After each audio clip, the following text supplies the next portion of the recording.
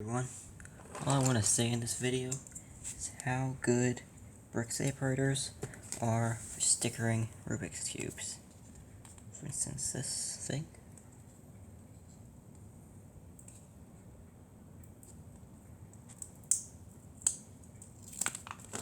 Just put it on the brick separator. Just put it here. Makes things so much easier.